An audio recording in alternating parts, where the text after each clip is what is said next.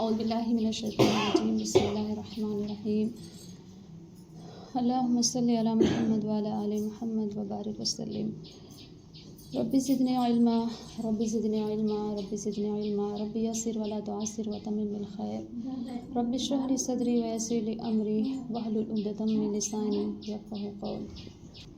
تمام قسم کی حمد و ثنا اور تعریف اللہ ہی تعالیٰ کے لیے ہے جو دونوں جہاں کا مالک ہے، ایک ذرے کا مالک ہے، اور درود و سلام ہو تمام انبیاء کرام پر، بالخصوص ہمارے پیارے نبی محمد صلی اللہ علیہ وسلم کی ذات کرام پر۔ اللہ کا دیکھیے بہت بڑا احسان ہے کہ اس نے ہم سب کو اتنی مبارک مجلس میں جمع فرمایا۔ یہ اتنی مبارک مجلس ہے کہ اس کی فضیلت تو ہم سب سنتے ہی رہتے ہیں، اس کی فضیلت ہم لوگوں کو معلوم ہی ہے، تو سالہا کوشش کی جائے کہ ایسی مجلس میں ہم شامل ہوں، اور ایسی مجلس میں آنے والوں کی اللہ تعالیٰ دعائیں قبول کرتے ہیں اور ان کی بخشش فرما دیتے ہیں۔ اس سے بڑی اور کیا بات ہو سکتی ہے؟ تو بے شمار فضیلتیں ہیں یہاں پر آنے کی، لیکن ابھی وہ میرا ٹاپک نہیں ہے۔ تو دیکھیے اللہ تعالیٰ نے کیا فرمایا، وَمَن يُطِعِ اللَّهَ وَرَسُولَهُ فَقَدْ فَازَ، جس نے اللہ اور اس کے رسول کی اطاعت کی اس نے سب سے بڑی کامیابی حاصل کی۔ اور اللہ نے فرمایا ایمان والو تم اللہ تعالیٰ سے ڈرتے رہنا، اور ہر شخص دیکھ بھال لے کہ کل قیامت کے لیے اس نے کیا جمع کر کے رکھا ہے، کل قیامت کے لیے اس نے کون سے ذخیرہ بھیجا ہے، اور اللہ سے ڈرتے رہو، بے شک اللہ تعالیٰ کو تمام اعمال کی خبر۔ تو اللہ تعالیٰ نے ایک مقصد سے ہمیں دنیا میں بھیجا ہے نا، وہ مقصد کیا ہے اللہ نے خود ہی بتا دیا، وما خلقت الجن والانس الا لیعبدون، کہ ہم نے تمام انسان اور جنات کو صرف اپنی عبادت کے لیے پیدا کیا ہے، اور کوئی مقصد ہے ہی نہیں، صرف اللہ نے ہمیں جو دنیا میں بھیجا ہے نا اپنی عبادت کے لیے، اپنی اطاعت کے لیے دنیا میں بھیجا ہے، کوئی مقصد نہیں ہے۔ دیکھیے اگر ہم اللہ کی رضا پر زندگی گزارتے ہیں نا تو ہماری اللہ آخرت کے ساتھ ساتھ دنیا بھی سنوار دیتے ہیں۔ بلب ہم نے کیوں لگایا کہ روشنی ہمیں دے، اور اگر یہ بلب ہمیں روشنی نہیں دے گا تو ہم کیا کریں گے، اکھاڑ کر ہٹا دیں گے نا، دوسرا بلب لے کر آ جائیں گے۔ تو اسی طریقے سے جب اللہ کے بندے نافرمانیاں کرتے ہیں تو اللہ تعالیٰ ان بندوں کو سخت سزا دیتے ہیں، عذاب دیتے ہیں، اور انہیں ہٹا کر دوسری قوم کو لے آتے ہیں، ان سے عبادت کرواتے ہیں اللہ تعالیٰ۔ تو بالکل اسی طریقے سے اچھے سے ہم سمجھ لیں کہ ہر ایک چیز جو ہے جب ہم دنیا میں کوئی چیز استعمال کرتے ہیں تو ایک مقصد سے ہم اپنے گھروں میں اسے جگہ دیتے ہیں، فریج ہے، کولر ہے، اے سی ہے، جتنی بھی چیزیں ہیں، اور تو اللہ نے بھی ایک مقصد سے ہمیں دنیا میں بھیجا ہے۔ وہ مقصد اللہ نے خود ہی بتا دیا کہ ہم نے صرف اور صرف اپنی عبادت کے لیے ہی اپنے بندوں کو دنیا میں بھیجا ہے۔ اب دیکھیے جب کوئی شخص اللہ کی مان کر اپنی زندگی گزارتا ہے، نیک اعمال کرتے ہوئے اپنی زندگی گزارتا ہے، اللہ کے حکموں پر اپنی زندگی گزارتا ہے، تو پھر اللہ تعالیٰ نے اس کے لیے بڑی خوبصورت جنت تیار کی ہوئی ہے۔ اتنی خوبصورت جنت ہے جس کے بارے میں ہم سوچ ہی نہیں سکتے کہ آخر وہ جنت ہے تو ہے کیا چیز۔ بے شمار اللہ نے نعمت رکھی ہے، جو ہم چاہیں گے وہ وہاں پر ملنے والا ہے، جو ہم سوچیں گے وہ وہی چیز وہاں پر ہونے والی ہے، بس ہم سوچیں گے اور ہو جائے گا، فوراً وہ چیز ہمیں مل جائے گی۔ تو اتنی خوبصورت اللہ نے جنت تیار کی ہوئی ہے۔ اور لیکن اگر جب کوئی اللہ کی بات نہیں مانتا ہے، اللہ کے حکم پر اپنی زندگی نہیں گزارتا ہے، اپنی منمانی زندگی گزارتا ہے، کفر کرتا ہے، شرک کرتا ہے، نفاق دل میں رکھ کر اب اس دنیا سے چلا جاتا ہے، تو پھر اللہ تعالیٰ نے اس کے لیے ایک سخت سزا بھی طے رکھی ہے، وہاں پر تیار کر رکھی ہے، اس کے لیے دردناک سزائیں بھی تیار کر رکھی، کیونکہ اللہ تعالیٰ دیکھیے بار بار قرآن شریف میں اپنے بندوں کو سمجھاتا ہے، اپنی بندیوں کو سمجھاتا ہے کہ باز آ جاؤ میرے بندوں، کدھر جا رہے ہو، لوٹ آؤ اپنے رب کی طرف، کدھر جا رہے ہو۔ بار بار اللہ تعالیٰ فرماتے ہیں کہ باز آ جاؤ، مان لو اپنے رب کی بات، مان لو۔ اگر تم نہیں مانو گے، اپنے رب کی بات نہیں مانو گے، تو ہو سکتا ہے تمہیں دنیا تو تمہیں مل جائے، ہو سکتا ہے تمہیں دنیا تو مل جائے، دنیا میں تم کامیاب ہو جاؤ، لیکن آخرت تم کھو چکے ہوگے، آخرت میں تم برباد ہو چکے ہوگے، اور ان کا ٹھکانہ ایک ایسی جگہ ہے جس کو دوزخ کہتے ہیں، جس میں آگ ہی آگ ہے، استغفر اللہ، ایک ایسی آگ جو ہم سے چھپی ہوئی ہے، وہ آگ جو دنیا کی آگ سے 69 درجہ بڑی ہوئی ہے، کہ اگر وہاں کے دوزخی کو اس آگ میں ڈالا جائے تو انہیں نیند آ جائے گی، اتنی ٹھنڈی محسوس ہوگی دنیا کی آگ۔ سوچئے کتنی سخت وہ آگ ہوگی، کتنی سخت اللہ تعالیٰ نے وہاں پر سزائیں رکھی ہیں، طرح طرح کے عذاب اللہ نے رکھے ہیں، جس کے بارے میں محمد صلی اللہ علیہ وسلم نے فرمایا کہ کسی بھی آنکھ نے وہ عذاب دیکھا ہی نہیں ہے جو عذاب اللہ نے رکھے، نہ ہی کسی کا ذہن تصور کر سکتا ہے، اور نہ ہی کسی کان نے اس عذاب کے بارے میں سنا ہے، کوئی تصور نہیں کر سکتا ہے اس کی تکلیفوں کا، اس کی شدت کا، اس کے عذابوں کا، کہ کتنے سخت اللہ تعالیٰ نے وہاں پر عذاب رکھے ہوئے ہیں، اور وہاں پر موت بھی نہیں آنی ہے، موت کو بھی موت دے دی جائے گی، موت بھی نہیں آنی ہے۔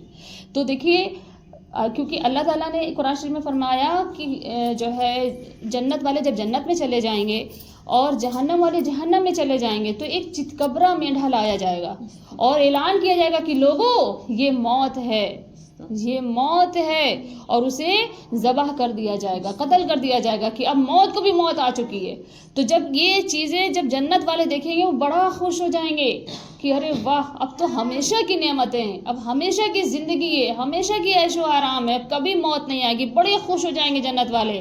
لیکن جب اس چیز کو دوزخ والے دیکھیں گے نا، وہ بہت چیخیں گے، وہ بہت چیخیں گے، چلائیں گے، روئیں گے، گڑ گڑائیں گے اور افسوس کریں گے کہ اب ہمیشہ ہمیشہ ہمیں یہاں رہنا ہے، اب ہمیشہ کی زندگی ہے اور ہمیشہ کا عذاب ہوگا۔ سوچئے میری بہنوں، اس وقت کا رونا کچھ کام نہیں آئے گا، لیکن وہاں پر ہم خون کی ندیاں ہماری آنکھوں سے نکل آئیں گی، لیکن کچھ اللہ سننے والے نہیں ہیں۔ تو وہ ہمیشہ کی زندگی ہوگی، عذاب ہمیشہ کا عذاب، ہمیشہ کی زندگی ہوگی وہاں پر۔ ہمیں جو ہے اللہ تعالیٰ کا احسان ماننا چاہیے نا کہ اللہ تعالیٰ نے ہمیں انسان بنایا ہے، اللہ تعالیٰ نے ہمیں اشرف المخلوقات بنایا ہے۔ تو سوچنا چاہیے کہ اللہ نے ہمارے اوپر بہت بڑا یہ احسان کیا ہے۔ اللہ چاہتے تو ہمیں کتا، خنزیر، بلی کچھ بھی بنا سکتے تھے نا، لیکن پھر بھی اللہ تعالیٰ کا کتنا بڑا یہ احسان ہوا کہ اللہ نے ہماری تخلیق انسانوں میں کی۔ ہم نے کہا تھا اللہ سے کہ ہمیں انسان بناؤ، لیکن اللہ نے نہیں، ہمیں چنا انسانوں میں۔ ہاں، تو ہمیں اللہ کے تابع ہو کر اپنی زندگی کو گزارنا ہے، اللہ کے حکموں پر اپنی زندگی کو گزارنا ہے نا، اپنی منمانی زندگی ہم نہیں گزار سکتے ہیں۔ اللہ نے ہمیں انسان بنایا ہے، اور مزید احسان کیا کیا اللہ نے کہ ہمیں مسلمان بنایا، ایمان جیسی دولت اللہ تعالیٰ نے دی۔ پہلے تو انسان بنایا، بے شمار نعمتیں ہمیں دی ہیں، ہم نعمتوں کو گننے بیٹھے تو گن ہی نہیں سکتے ہیں۔ صرف سر سے لے کے پیر تک کی چیزوں کو ہم گنیں گے نا تو پتہ نہیں کتنے دن گزر جائیں گے ہمارے، اگر ہم لکھنے نوٹ کرنے بیٹھے کہ اللہ نے کیا کیا دیا ہے۔ ایک نس اگر دماغ کی اللہ ذرا سی ڈیمیج کر دیتے ہم پاگل ہو جاتے، روڈ پر ٹہل رہے ہوتے۔ ہم نے کہا تھا آنکھوں میں اللہ روشنی دیجیے ہمیں، کان میں سننے کی طاقت دیجیے اللہ، زبان میں بولنے کی طاقت دیجیے اللہ ہمیں۔ کتنے لوگ ہیں جو پیدائشی دل میں ان کے سوراخ ہوتا ہے، لیکن کتنا بڑا اللہ تعالیٰ کا احسان ہے، جتنا ہم اللہ کا شکر ادا کریں کم ہے اس کے لیے۔ اور مزید احسان یہ ہے جتنا بھی ہم سجدہ کریں اس کے لیے کم ہے کہ اللہ نے ہماری تخلیق ایمان والے گھر، ایک مسلمان کے گھر میں ہماری پیدائش ہوئی، اللہ نے ہمیں مسلمان بنایا، اللہ نے ایمان والا بنایا۔ ہاں، اب دیکھیے ایمان والے کون ہوتے ہیں، تو ساری جو بشارتیں مل رہی ہیں نا ایمان والوں کو مل رہی ہیں۔ اب ایمان والے کون ہیں؟ ایمان والے وہ ہیں جن کے دل میں سب سے زیادہ اللہ رسول کی محبت ہوتی ہے۔ اللہ نے فرمایا کہ ایمان والوں کو تو سب سے زیادہ اللہ ہی سے محبت ہوتی ہے۔ اور ایک حدیث میں حضرت عمر رضی اللہ تعالیٰ عنہ آئے اور فرمایا کہ یا رسول اللہ، ہم اپنے نفس کے بعد اور اپنے والدین کے بعد سب سے زیادہ اللہ رسول سے محبت کرتے ہیں۔ تو پھر آپ نے فرمایا کہ اے عمر، تم ابھی ایمان والے نہیں بنے۔ تو پھر عمر رضی اللہ تعالیٰ نے فرمایا کہ یا رسول اللہ، ہم اپنی جان کے بعد سب سے زیادہ اللہ رسول سے محبت کرتے ہیں۔ تو پھر آپ نے فرمایا کہ اے عمر، تو ابھی بھی ایمان والا نہیں بنا۔ تو پھر وہ سمجھ گئے اور کہنے لگے کہ یا رسول اللہ، ہم اپنے والدین سے زیادہ، ہم اپنی جان سے زیادہ اللہ رسول سے محبت کرتے ہیں۔ تو پھر آپ نے فرمایا کہ اے عمر، اب تو ایمان والا بنا، اب تو ایمان والا بنا۔ تو دیکھیے ایمان والوں کو ہی اللہ تعالیٰ قرآن شریف میں حکم دے رہے ہیں، یا ایھا الذین آمنوا کتب علیکم الصیام کما کتب علی الذین من قبلکم لعلکم تتقون، کی اے ایمان والو، ہم نے تم پر روزوں کو فرض کیا ہے جس طرح تم سے پہلے لوگوں پر روزوں کو فرض کیا تھا، تاکہ تم متقی ہو جاؤ، تمہارے اندر تقوی آ جائے، تمہارے اندر اللہ کا ڈر آ جائے، تم گناہوں سے بچنے والے ہو جاؤ، نیکی کے کام کو کرنے والے ہو جاؤ۔ تو دیکھیے رمضان المبارک کی فضیلتیں ہم ایک مہینے سے سنتے ہی آ رہے ہوں گے کہ یہ جو مہینہ ہے کتنی فضیلتوں والا ہے، رحمتوں والا ہے، برکتوں والا ہے، مغفرت کا یہ مہینہ ہے، اپنی مغفرت کروانے کا یہ مہینہ ہے۔ سنتے آ رہے ہیں نا کہ یہ مہینہ صبر کا مہینہ ہے، اس میں اللہ تعالیٰ مومن کا رزق بڑھا دیتے ہیں کہ اگر ہم کر رہے ہیں تو غیر رمضان میں 70 نیکی کا ثواب ہمیں جسے عطا ہوتا ہے اس طریقے سے ہمیں ثواب مل رہا ہے۔ اگر کوئی فرض ہم پڑھ رہے ہیں تو غیر رمضان میں 70 فرض کے برابر ہمیں ثواب مل رہا ہے۔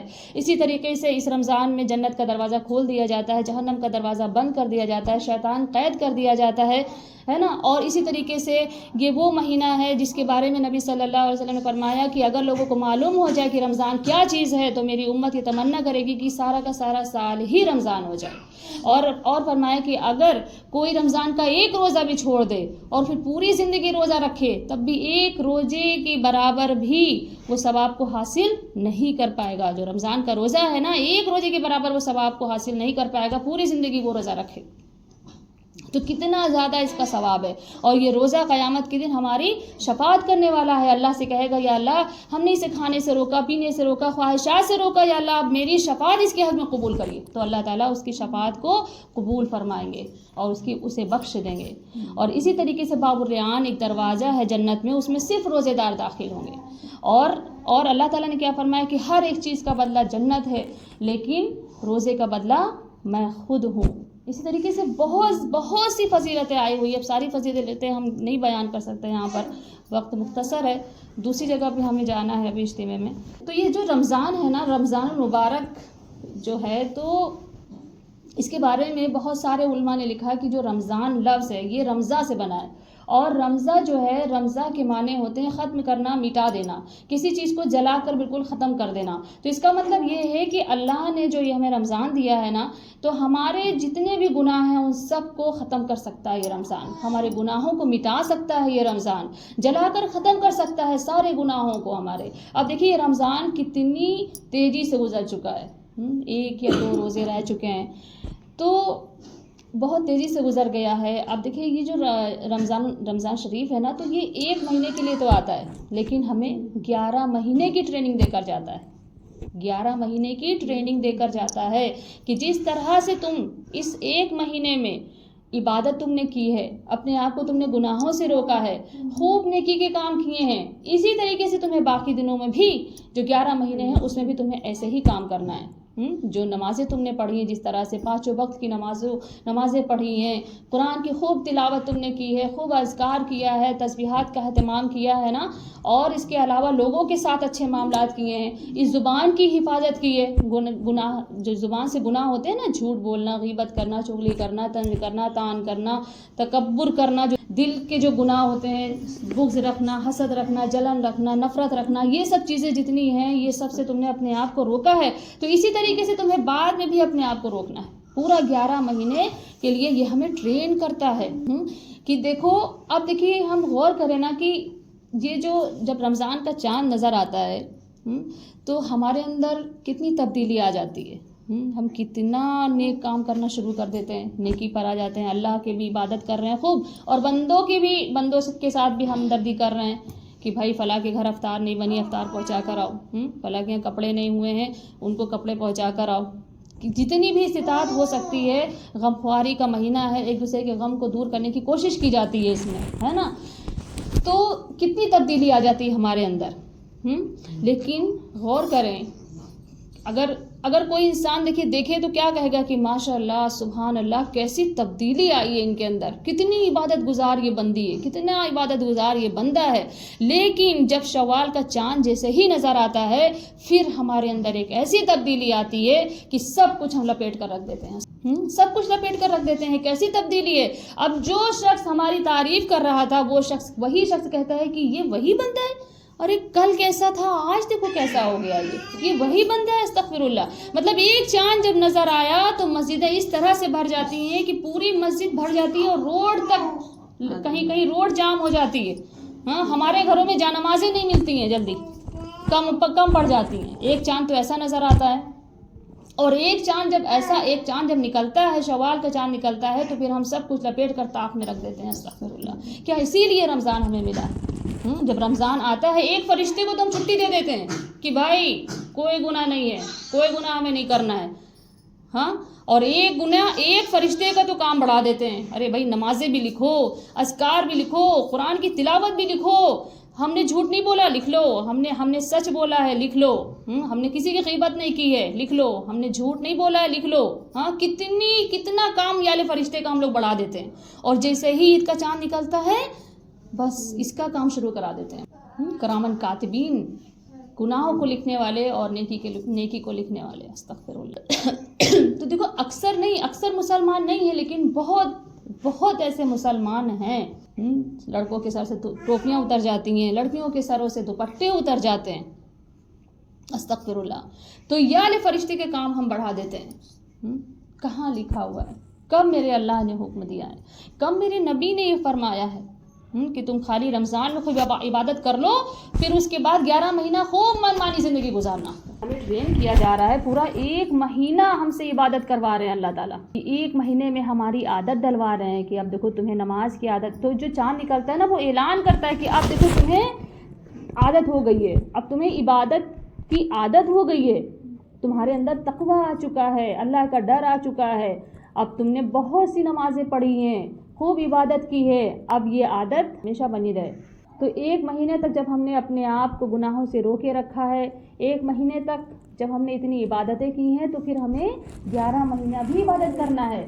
اور یہی وجہ، اسی لیے تو اللہ تعالیٰ نے رمضان دیا ہے کہ ہم سے جو بھی پورے سال میں کوتاہیاں ہوئی ہیں، جو بھی ہم سے خطائیں ہوئی ہیں، جو بھی ہم سے گناہ ہو چکا ہے، جو بھی اللہ رسول سے دوری بن گئی ہے نا، تو وہ ان تمام چیزوں کو یہ رمضان درست کر دیتا ہے. آ کر ہمارے اندر تقویٰ پیدا کر دیتا ہے، اللہ کی محبت کو پیدا کرتا ہے، اللہ کا خوف دل میں پیدا کر دیتا ہے.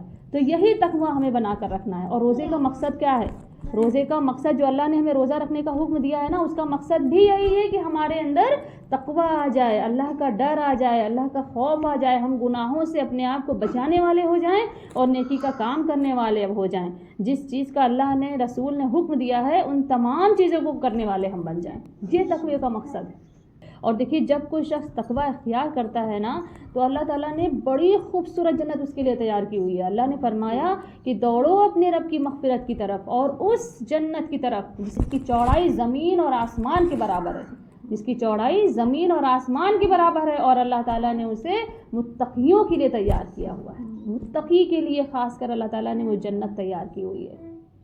اور جب دیکھیے کوئی تقویٰ اختیار کرتا ہے نا، بڑے فائدے اس کے ہیں کہ اللہ تعالیٰ اس کے کام کو بہت آسان بنا دیتے ہیں. اوروں کے لیے وہ کام مشکل ہوتا ہے، لیکن جب کوئی تقوی والا ہوتا ہے نا، اس کے لیے کام بڑا آسان ہو جاتا ہے، نرمی پیدا ہوتی ہے. اور اللہ نے فرمایا، اعلان کر دیا قرآن میں کہ بے شک اللہ تعالیٰ متقیوں کے ساتھ ہے.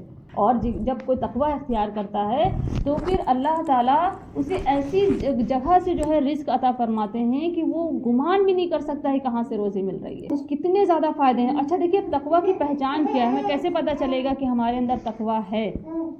اپنی جانچ ہم کریں کہ ہمیں کیسے پتہ چلے گا کہ ہم بھی تقویٰ والے ہیں.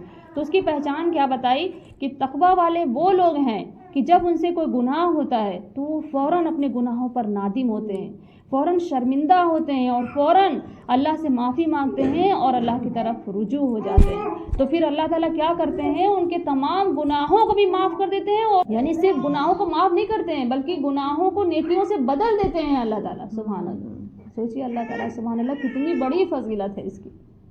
تو یہ جو ہے یہ پہچان ہے کہ جب بھی ہم سے کوئی گناہ ہو جائے تو اس پر ضرور دھیان دیں.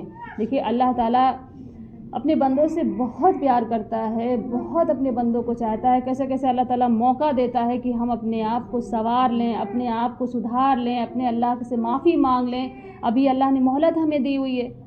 اللہ تو بہت پیار کرتا ہے. اللہ تعالیٰ نے فرمایا نا داؤد علیہ السلام کے داؤد، اگر میرے ان نافرمان بندوں کو پتہ چل جائے کہ میں ان سے کتنی محبت کرتا ہوں تو ان کے کلیجے پھٹ جائیں، ان کے جوڑ جوڑ الگ ہو جائیں. تو پھر داؤد سوچو میں اپنے فرما بردار بندوں سے کتنی محبت کرتا ہوں گا. سبحان اللہ، کتنی محبت اللہ تعالیٰ ہم سے کرتے ہیں. اللہ نے کہا اگر کوئی گناہ ہو جائے نا تو تم مایوس مت ہونا، تم مایوس نہ ہونا، بس ایک بار کہہ دینا کہ اللہ ہم سے گناہ ہو گیا، ہمیں معاف کر دیجیے. تو اللہ تعالیٰ کہہ رہے سارے ہی گناہوں کو معاف کر دیں گے، کتنا بھی گناہ ہو سب اللہ تعالیٰ معاف کر دیں گے. تو یہ رمضان کا جو ابھی بھی ہمیں موقع ملا ہے، ہم خوب اپنے اللہ سے مغفرت مانگیں، خوب اللہ سے دعائیں کریں اور اپنے اللہ کو راضی کریں. کیونکہ آج اسلم کی بد دعا بھی ہے نا کہ جس شخص کو رمضان کا مہینہ ملے اور اپنی مغفرت نہ کروائے تو وہ ہلاک تباہ اور برباد ہو جائے. جبرائیل علیہ السلام نے فرمایا تھا نا، پھر آج اسلم نے اس پر آمین کہا تھا، فرمایا تھا کہ ہلاک تباہ برباد ہو جائے وہ شخص جس کے والدین ایک یا دونوں میں بڑھاپے کی حالت میں ملے اور ان کی خدمت کر کے اپنی مغفرت نہ کروا لے. تو پھر اس پر بھی آپ نے کہا تھا آمین. جبرائیل علیہ السلام نے کیا فرمایا تھا؟ سامنے محمد صلی اللہ علیہ وسلم کا نام لیا جائے اور وہ درود نہ پڑھے تو وہ بھی ہلاک تباہ برباد ہو جائے. سوچئے کہ جبرائیل علیہ السلام کی دعا ہی کافی تھی، لیکن رحمت العالمین محمد صلی اللہ علیہ وسلم نے اس پر آمین کہا. تو پھر کیا ہوگا؟ کبھی دیکھیے آج اسلام تو رحمت ہے نا، عالمین کے لیے رحمت ہے.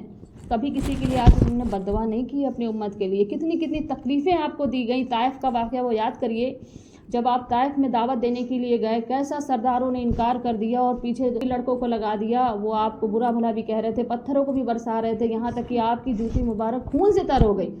ہاں، اس وقت ایک فرشتہ جو پہاڑوں پر ذمہ دار تھا وہ آئے اور کہنے لگے کہ آپ حکم کیجئے تو ہم اس پوری بستی کو ملا دیں گے، پہاڑوں کو ملا دیں گے، ان بستی کو پورا پیس دیں گے. تو انہوں نے کہا کہ نہیں، ہمیں امید ہے کہ ان کی نسلوں سے شاید ایمان والے. تو یہ کتنی محبت تھی، سوچئے جب جو ہے جنگ احد ہوئی اس وقت، لیکن اس وقت بھی آپ نے بد دعا نہیں کی ان کے لیے کہ یا اللہ انہیں معاف کر دیے، ان کو نہیں پتا ہے کہ میں کون ہوں، ان کو نہیں پتا ہے کہ میں تیرا نبی ہوں، اگر یہ جانتے تو ایسی حرکتیں نہ کرتے، اللہ انہیں معاف کر دیجیے. اس وقت بھی نہیں کہا. کیسے کیسے موقع آئے لیکن آپ نے بد دعا نہیں کی. ہاں، ایک موقع تھا، ایک دو موقع پر آپ نے بد دعا کی کہ جب جو ہے ایک ایسا وقت تھا کہ 70 صحابہ حافظ قرآن جو تھے ان کو دھوکے سے بلایا مدینے سے اور راستے میں ان کو قتل کر دیا گیا. اس وقت آپ نے ان کے لیے بد دعا کی. استغفر اللہ، بہت تکلیف ہوئی تھی، بہت. 70 صحابہ ایک ساتھ حافظ قرآن جو تھے ان کو شہید کر دیا گیا تھا.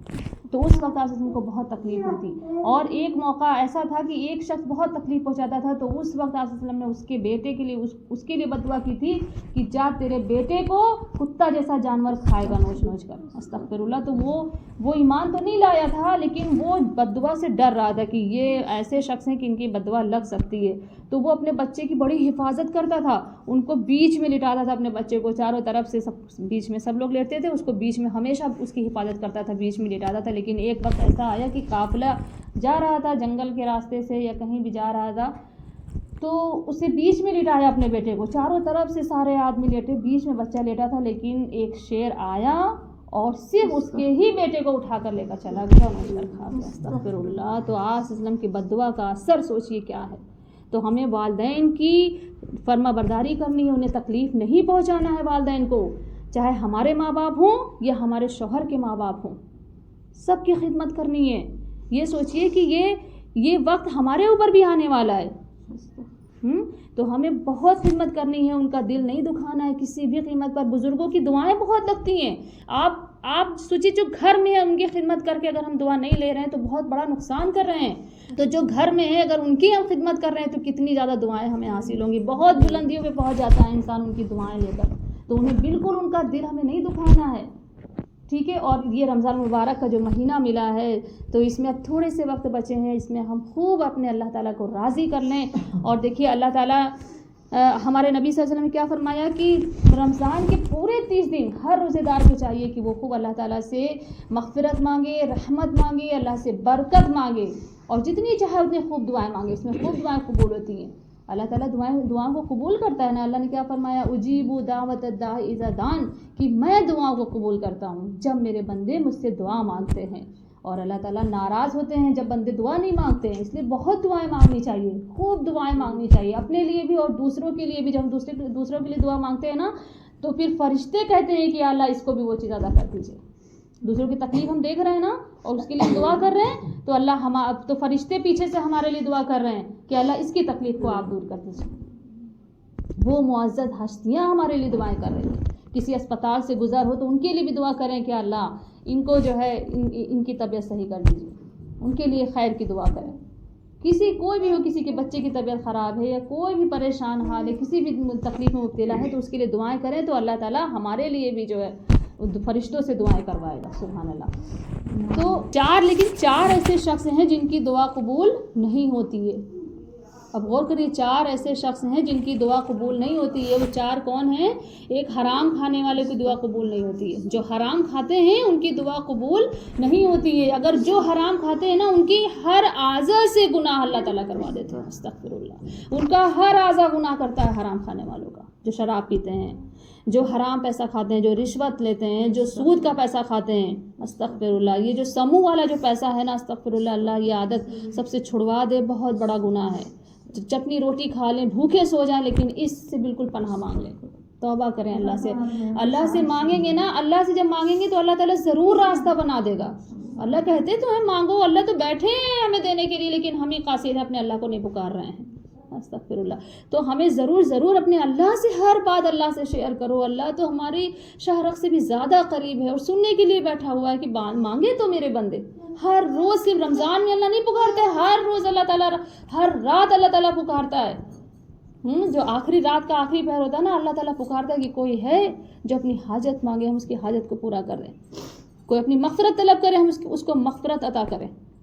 اللہ تعالیٰ انتظار کرتے ہیں ہماری دعاؤں کا, تو اپنے اللہ سے مانگے. تو جو حرام سے بچتے ہیں, جو حرام کھاتے ہیں, ان کی دعا قبول نہیں ہوتی ہے. دوسرا, جو ریا کرنے والے, اپنی چیزوں کا جو دکھاوا کرتے ہیں, اپنی چیزوں کی جو نمائش کرتے ہیں. آج اگر ہم دیکھیں تو کتنا ریا ہمارے اندر بڑھ چکا ہے. ہمارا سر سے لے کے پیر تک ایک چیز جو ہم پہنتے ہیں اسے جب تک دکھائیں نا, میرا پیٹ ہی نہیں ہلکا ہوتا ہے. استغفر اللہ. یہ چیزیں ہو گئی ہیں. ہماری شادیوں میں کتنا دکھاوا ہو گیا. ہم اسٹیٹس پہ کیسی چیزیں لگاتے ہیں. یہ دیکھو آج ہمارے یہاں یہ بنا ہے, آج ہم نے یہ پہنا ہے, آج ہم یہاں گھومنے گئے ہیں. استغفر اللہ. تو یہ ریا سے بچنا ہے. ریا کرنے والوں کی دعا قبول نہیں ہوتی. کتنے ایسے لوگ ہیں جنہیں کھانا نہیں نصیب ہو رہا ہے, انہوں نے دیکھ لیا تو کتنی تکلیف ہوگی انہیں. تو یہ ان سب چیزوں سے بچنا ہے. اس کے علاوہ جو ہے, ایک زانی اور زانیہ کی دعا قبول نہیں ہوتی. زنا کرنے والا مرد اور زنا کرنے والی عورت کی دعا قبول نہیں ہوتی ہے. استغفر اللہ. ان کی سزا کے لیے اللہ تعالیٰ نے کیا کہا کہ اگر وہ کنوارے ہیں تو انہیں 100 کوڑے لگاؤ.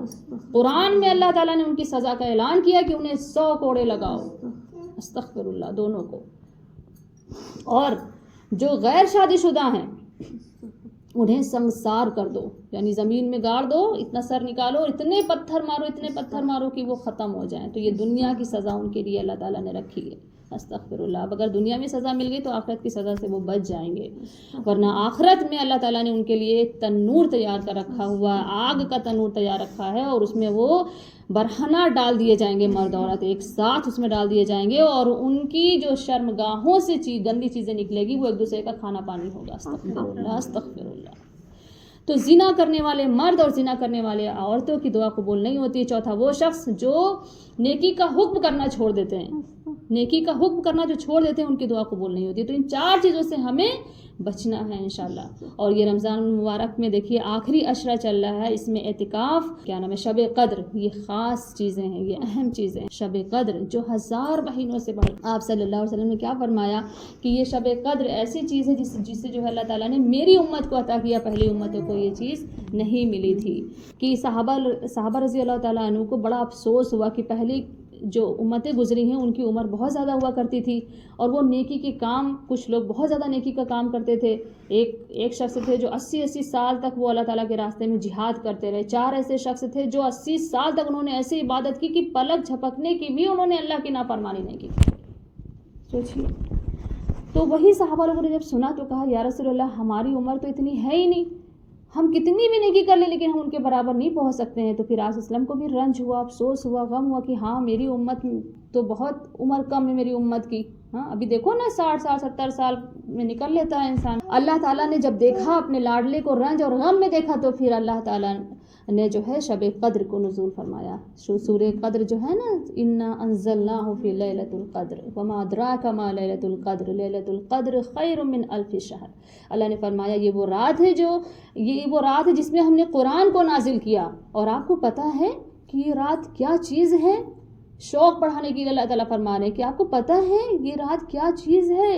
یہ وہ رات ہے جو 1000 مہینوں سے بڑھ کر ہے. یعنی کوئی شخص اگر ایک رات عبادت کر لے تو ایک شخص جو 1000 مہینے سے عبادت کر رہا ہے, 83 سال 84 سال بنتے ہیں 1000 مہینے, تو عبادت جو کر رہا ہے اس سے بھی یہ بڑھ جائے گا, آگے نکل جائے گا. یہ صرف ایک رات عبادت کر لے تو سبحان اللہ. تو کتنا اچھا موقع ملا ہے, اللہ تعالیٰ نے دیا ہے. جب کوئی بندہ اس میں عبادت کرتا ہے تو فرشتے اس پر رحمت کی دعائیں بھیجتے ہیں.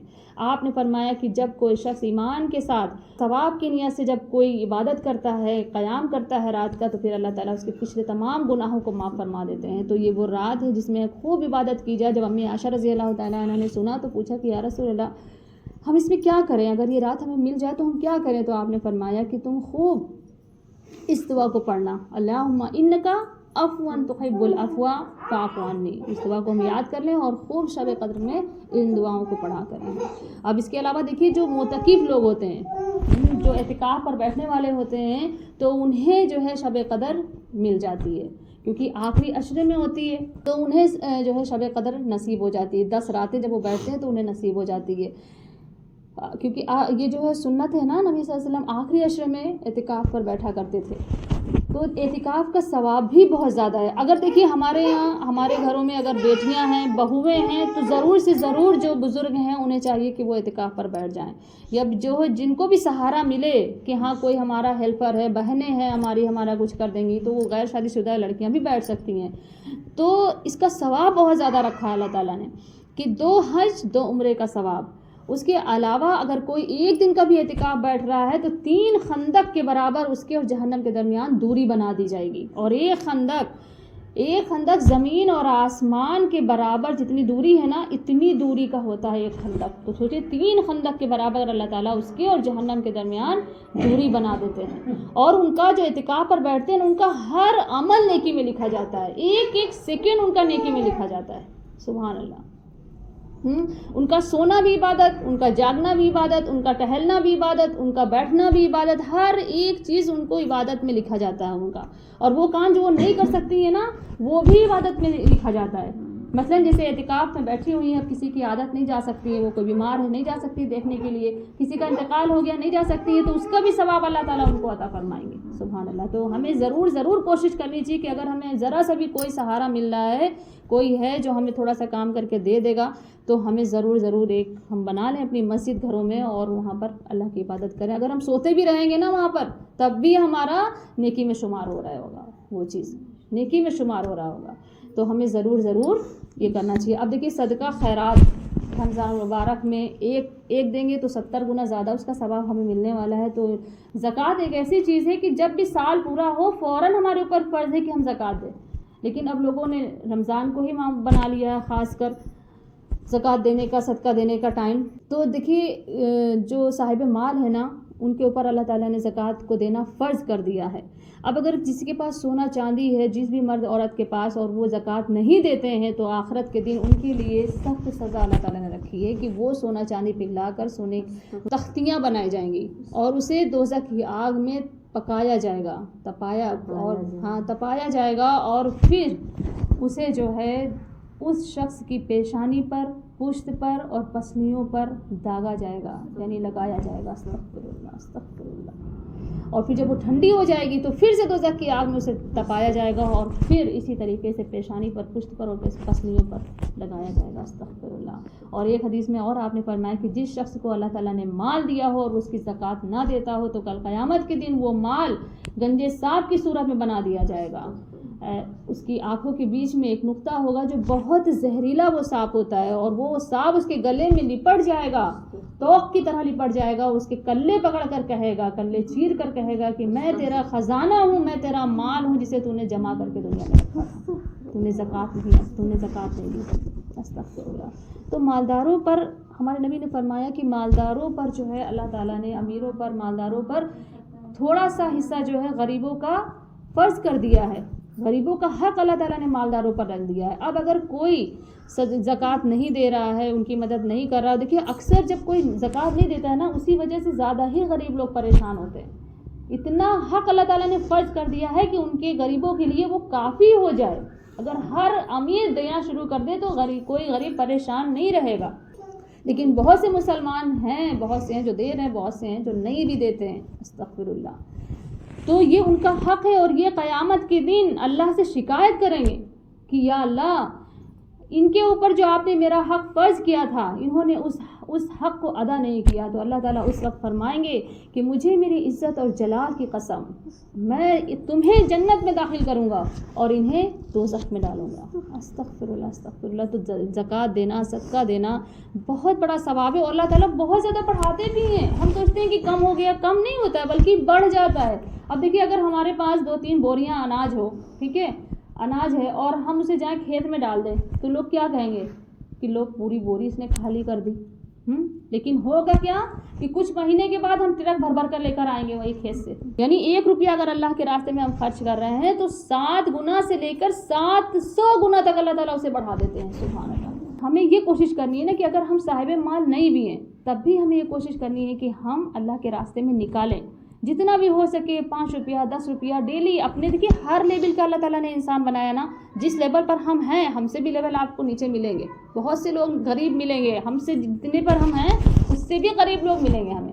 تو ہمیں کیا کرنا ہے کہ ہمیں دینا شروع کرنا ہے. ہم چاہتے ہیں نا کہ ہمارے پاس پیسہ ہو جائے تو ہم پیسہ دینا شروع کریں. جو چیز ہم چاہتے ہیں کہ ہمارے پاس زیادہ ہو جائے بس ہم اسے دینا شروع کریں. ہم چاہتے ہیں علم ہو جائے, علم بانٹنا شروع کر دیجئے. ہم چاہتے ہیں صحت ہو جائے, لوگوں کی خدمت شروع کر دیجئے. ہم چاہتے ہیں ہمیں عزت ملے, لوگوں کو عزت دینا شروع کر دیجئے. ہم چاہتے ہیں میری ساس میری بات نہیں مانتی, آپ پہلے ان کی باتیں ماننا شروع کر دیجئے. تو اگر ہم چاہتے ہیں پیسہ ہمارے پاس رہے تو ہم پیسہ دینا شروع کریں. جتنا بھی ہے 1 روپیہ دے دیجئے اپنے سے جو غریب ہیں, 5 روپیہ دے دیجئے, 10 روپیہ دے دیجئے, تو ہمارے پاس بڑھتا چلا جائے گا, بڑھتا چلا جائے گا. اور اس کا پتہ ہے اس کا ثواب بھی بہت زیادہ ہے. اور جب ہم کسی کو بھی دیں تو اس میں 4 چیزوں کا خیال ہمیں کرنا ہے, تب جا کر وہ اللہ تعالیٰ قبول فرمائیں گے. 4 چیزیں کون سی ہیں کہ حرام مال سے نہیں دینا ہے ہمیں, وہ مال حلال ہونا چاہیے, حرام مال سے نہیں دینا ہے. دوسرا چیز کیا ہے, جب بھی دیں گے کسی کو نا تو احسان نہیں جتائیں گے, احسان نہیں جتانا ہے, اللہ کی رضا کے لیے ہمیں دینا ہے وہ چیز, اللہ کی رضا کے لیے. اور تیسری چیز کیا ہے کہ ہمیں جو ہے تکلیف نہیں دینا ہے اسے. اور چوتھی چیز کیا ہے, اللہ کی رضا کے لیے دینا ہے, اللہ کی خوشنودی کے لیے دینا ہے کہ میرا اللہ اس سے. جب ہم یہ نیت ہماری ہوگی تو پھر وہ مال دینے کا پھر فائدہ ہوگا کہ 1 روپیہ ہم دیں گے تو 70 گنا زیادہ اللہ تعالیٰ ہمیں وہ واپس کریں گے. کچھ یہاں دیں گے اور کچھ ہو سکتا ہے آخرت میں اللہ تعالیٰ ہمارے لیے روک لے وہاں پر. ٹھیک ہے, تو یہ سب چیزیں ہیں. اور جب صدقہ خیرات جو کرتا ہے نا, ہماری صحابیات کے واقعات پڑھیے آپ, کتنا صدقہ کیا کرتی تھی. امی عائشہ رضی اللہ تعالیٰ عنہ خود کرتے میں پیون لگا رہی ہیں, پیون. سوچئے ہم لوگ آج کے دور میں کہیں پیون لگانے والے ہیں, پیون لگا رہی ہیں خود, اور مٹھی بھر بھر کے صبح سے شام ہو گئی ہے بانٹ رہی ہیں, صدقہ خیرات دے رہی ہیں سب کو. تو وہ کیسا ان کا دل تھا, کیسا شوق تھا. جب صحابہ لوگوں کو پتہ چلا نا تو انہوں نے محنت مزدوری اور زیادہ شروع کر دی, کام کرنا شروع کر دیا کہ ہم اللہ کے راستے میں نکالیں گے اور اس اجر و ثواب کو حاصل کریں گے کہ اللہ 70 گنا زیادہ آخرت میں ہمیں دیں گے, دنیا میں بھی دیں گے. تو یہ چیز کرنی ہے. اور صدقہ دینے سے دیکھیے کیا ہوتا ہے, اللہ تعالیٰ ہمیں جو ہے ہمارے مال کو پاک کر دیتے ہیں, ہماری بیماریاں ہم سے دور کر دیتے ہیں. اللہ کا جو غصہ ہے نا, غصہ کم ہو جاتا ہے صدقہ دینے سے. اور جب کوئی صدقہ دیتا ہے تو اللہ تعالیٰ ذکر کی توفیق اسے دے دیتے ہیں. وہ خوب اللہ تعالیٰ کا ذکر کرتا ہے بندہ, اور اتنا وہ ذکر کا عادی ہو جاتا ہے کہ موت کے وقت کلمہ شہادت زور زور سے وہ پڑھتا ہے. سوچئے سبحان اللہ, جس نے کلمہ شہادت پڑھ لیا موت کے وقت, اس کی تو واہ واہ, ہاں وہ تو کامیاب ہو گیا, جنت تو اس کے لیے لکھ دی گئی. سبحان اللہ. تو یہ چیزیں ہیں. اور سب سے آخری چیز کیا ہے کہ عرش کا سایہ اسے قیامت کے دن نصیب ہوگا, عرش کا سایہ ملے گا اسے صدقہ خیرات کرنے والے جو لوگ ہوتے ہیں. تو ہم کیا کریں, صدقہ خیرات اس طرح سے کریں کہ ایک ہاتھ سے دے دوسرے ہاتھ کو پتہ نہ چلے. ریا نہیں کرنی ہمیں, لیکن ایسے موقع پر جہاں پر دیکھیں کہ فلاں شخص کے پاس بہت پیسہ ہے لیکن وہ کنجوس ہے, کھچوس ہے, صدقہ خیرات نہیں کرنے والی ہے, تو وہاں پر ہم اسے دکھا کر سکتے ہیں. نیت ہماری یہ ہو کہ ہم یہ صدقہ دے رہے ہیں, تو ہو سکتا ہے یہ جب دیکھے گی تو اس کے اندر بھی شوق جاگے گا. تو یہ اگر ہماری نیت ہے تو پھر اللہ تعالیٰ خوش ہوں گے. تو کبھی مطلب اعلانیہ بھی صدقہ ہم کر سکتے ہیں اور کبھی چھپ کر بھی کر سکتے ہیں. تو صدقہ دونوں طریقے سے صحیح ہے. تو اب ہاں ہو گیا ہے ٹائم, ہمیں جانا ہے دوسری جگہ بھی. اللہ ٹھیک ہے, اب جو ہے بہت زیادہ ہو گیا ہے. اب انشاءاللہ دیکھو کوشش کریں گے آنے کی. پھر اب جو ہے جتنا بھی ہم نے کہا ہے اس پر عمل کرنے کی کوشش کریے گا. ایسا مت کریے گا کہ دیکھیے شیطان تو بیٹھا ہی ہے کہ بس چاند نکلے اور ہم لوگوں کے فوراً اعمال کو اچک لیں, ہے نا, لوگوں کا ایمان خراب کریں, لوگوں کے اعمال خراب کریں. تو ہمیں بہت ہوشیار رہنا ہے. ہاں اب ہم نے دیکھیں نفس پر بھی قابو پا لیا ہے. نفس کیسے قابو میں آتا ہے, روزہ رکھنے سے قابو میں آتا ہے. اور شیطان تو ہم جان گئے کہ شیطان قید ہو گیا. تو دیکھو ہم کتنے اچھے اعمال کر رہے ہیں ماشاءاللہ رمضان المبارک میں. ہاں اللہ تعالیٰ کتنا ہم سے خوش ہو رہے ہیں. جب بندہ افطار کرتا ہے نا تو اللہ تعالیٰ اتنا خوش ہوتے ہیں, اپنے فرشتے سے کہتے ہیں کہ دیکھ, کہتا تھا نا کہ میرے بندے نافرمان ہیں, دیکھ میرے بندوں کو، ان کے سامنے کتنی چیزیں رکھی ہوئی ہیں، کیسی ان کے دلوں میں محبت ہے، کیسا اللہ کا ڈر ہے کہ جب تک ان کے کانوں میں، جب تک میرا نام ان کے کانوں میں نہیں پہنچ جائے گا، میرا نام نہیں سن لیں گے، اس وقت تک ایک لقمہ اپنے منہ میں نہیں لے جا سکتے ہیں میرے بندے۔ دیکھ اللہ تعالیٰ فخر کرتے ہیں روزے دار، تو سوچیے وہی بس محبت اپنے اللہ تعالیٰ کے لیے ہمیں بنانی ہے۔ میرے اللہ کا بہت بڑا ہم لوگوں پر احسان ہے، کبھی ہم سنیں تو ہم یہ جو رمضان ہے 2-3 دن جو بچے ہوئے ہیں، اس میں ہم کوشش کریں کہ اپنے اللہ کو منا لیں، اپنے اللہ کو راضی کر لیں، اپنے گناہوں پہ نادم ہوں، شرمندہ ہوں اور اپنے اللہ کو منا لیں۔ پتہ نہیں اب